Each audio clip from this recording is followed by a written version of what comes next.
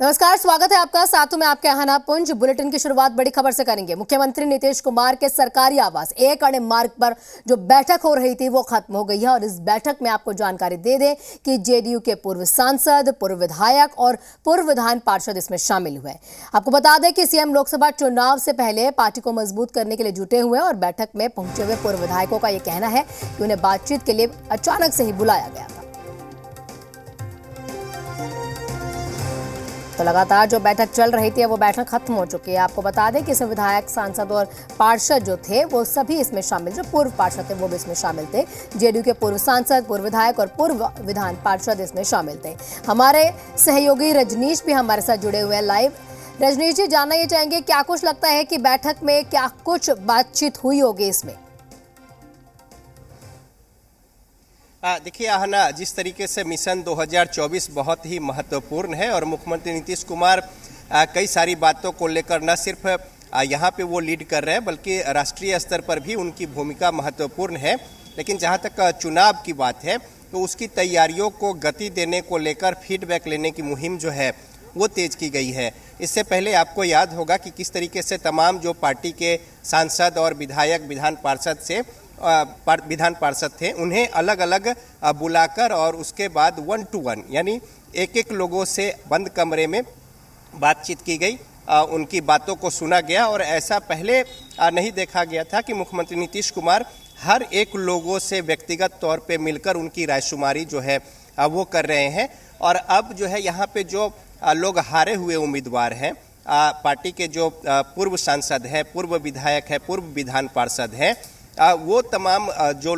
लोग हैं जो पार्टी के मजबूत स्तंभ हैं उनके साथ यहाँ पे एक अन्य मार्ग पे बैठक हुई, जिसमें कि तमाम जो पहलू है, क्या कुछ वजह है, किस तरह की परिस्थितियां हैं, क्षेत्र में फीडबैक किस तरीके का है, क्या कुछ करने पर और ज़्यादा बेहतर स्थितियां हो सकती हैं। तो राजनीति के जो अलग अलग आयाम है और क्षेत्र में जो ज़मीनी स्तर पर क्या कुछ वस्तु स्थिति है, इन तमाम बातों को जानने को लेकर, समझने को लेकर, उनसे प्रतिक्रिया लेकर और फिर आगे जो रणनीति तैयार करनी है उसमें इसकी बड़ी ही महत्वपूर्ण भूमिका होगी। ये जो फीडबैक ले रहे हैं इन बातों को लेकर, तो ऐसे में चूंकि परिस्थितियां बदली है और जो सामाजिक समीकरण जो है वो बदले हैं, बदले हुई परिस्थिति में बिहार में जो राजनीतिक परिस्थितियां जब बदली और एनडीए से हटकर अब महागठबंधन की सरकार है, उसमें जिस तरीके से साझे थे बीजेपी और जेडीयू तब का जो कॉम्बिनेशन था, और अब जब महागठबंधन की स्थिति है तो ज़्यादातर ऐसी जगह है जहां पे पार्टी की जो समीकरण है वो मजबूत है, लेकिन कई जगहों पे स्थिति क्या कुछ है या फिर अगर नुकसान है तो किस तरीके से उसकी भरपाई हो सकती है। तो इन तमाम एक एक क्षेत्र पे एक एक जो बिंदु है उन पर बातचीत यहाँ पे हुई है। और उसी कड़ी में पार्टी के जो पूर्व सांसद हैं, पूर्व विधायक हैं, पूर्व विधान पार्षद हैं, उन लोगों से यहाँ पे बैठक करके और वस्तु स्थिति की जानकारी लेकर उनकी फीडबैक जो है वो ली गई है। और इसके बाद पार्टी की आगे की जनाधार बढ़ाने को लेकर रणनीति, अपने पाले में लोगों को गोलबंद करने की कवायद जो है वो मुहिम तेज की जाएगी। तो पहले तमाम सारे लोगों से मुख्यमंत्री नीतीश कुमार ने बैठक की थी और 1 to 1 जो है लोगों की व्यक्तिगत राय जो है वो जानी थी। और अब जो है यहाँ पे पूर्व विधायक, पूर्व सांसद, पूर्व विधान पार्षद जो है उनके साथ बैठक हुई है। तो कुल मिलाकर मुख्यमंत्री नीतीश कुमार जेडीयू को किस तरीके से आगे बढ़ना है और किस तरीके से चुनाव में बेहतर परिणाम जो है वो करने हैं, कहीं कुछ लूप हॉल्स है, कमियां खामियां है, उसको कैसे दुरुस्त करना है, इन तमाम पहलुओं पर लेकर पार्टी को मजबूत बनाने को लेकर बैठक यहाँ पे एक अन्य पार्क में। आहना, रजनीश जी, देखा जाए तो देखिए जिस तरह से जो समीकरण देखने को मिल रहे हैं, कहा यह जा रहा था कि हो सकता है कि आने वाले दिनों में कुछ कैबिनेट में भी फेरबदल हो, क्या इसको उससे जोड़ सकते हैं? सिर्फ ये लोकसभा चुनाव को लेकर ही ये मामला देखने को दिखेगा कि ये जो मीटिंग्स हो रही हैं, जो फीडबैक्स हो रही हैं, सिर्फ लोकसभा चुनाव से जुड़ा रहेगा?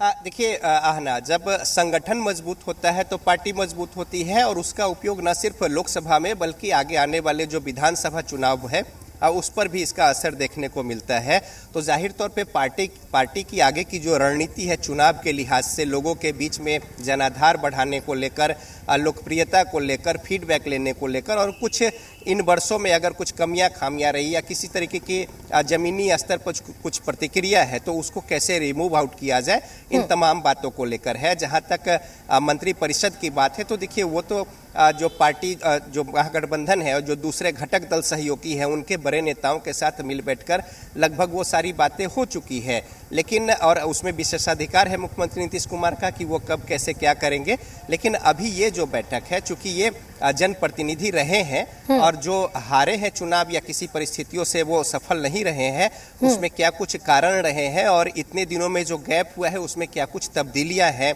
जमीनी स्तर पर क्या कुछ हकीकत है, इन तमाम बातों को लेकर यहाँ पे विस्तार से चर्चा हो रही है और उन बातों का जो निचोड़ होगा उसके आधार पर आगे की पार्टी रणनीति बनाकर उसे अमली जामा पहनाने को लेकर फिर